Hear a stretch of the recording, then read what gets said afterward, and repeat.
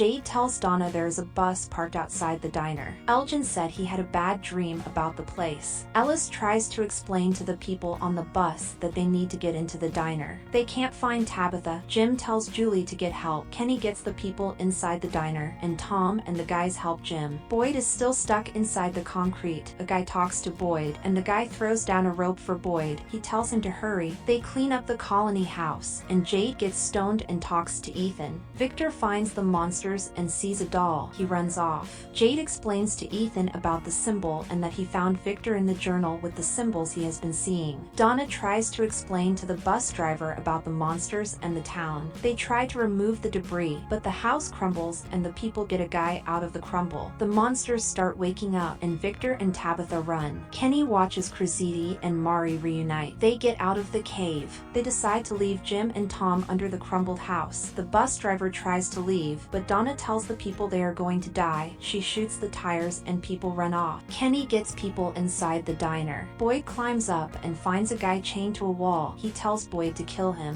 Boyd finds other skeletons chained up to the walls. Boyd finds out Martin is a Marine. He tells him to kill him. Donna calms the people down and talks about the tree in the road. Victor and Tabitha get into a truck. Boyd tries to get Martin out, but the music starts playing. Fatima tries to save people, but they are gone. A guy takes Kenny hostage. He forces them to open the doors, but they knock him out. The music stops playing and Martin scratches Boyd. He takes a torch and walks out the door, and a dog finds him. It runs off. Kelly and Brian are in the bar. Boyd follows the dog. He hides from the monsters. Victor and Tabitha and eating cookies. When they hear a noise, it opens the truck and Boyd has a talisman for them. Elgin runs and asks for help, and they let him get in. Brick screams and bleeds out under the debris. A monster gets under. Julie wakes up. Tom is dead. Boyd has the same blood as Martin now. They make their way back to town. Boyd looks at his scratch. Boyd tells Ellis about what happened in the forest and doesn't know if Sarah is alive or not. Jim is in the hospital. Tabitha and the kids go get lunch. Boyd stops a guy from carrying a rifle. They don't let residents carry rifles. Kenny and Ellis find Kelly with a metal screw pinned to a tree. Kenny gets Christy. Victor gets his ukulele back from Jade. He asks what the symbols mean and Victor walks off. She explains that Brian opened the bar and they dragged them out. Christy arrives. Jim finds out Christy and Mari are engaged. Christy says the operation would take 15 hours in a hospital. They need to pull out the rod. Tabitha and Julie get clothes from the storage. Tabitha explains that she saw something that wasn't there. After Thomas died, she could still hear him cry.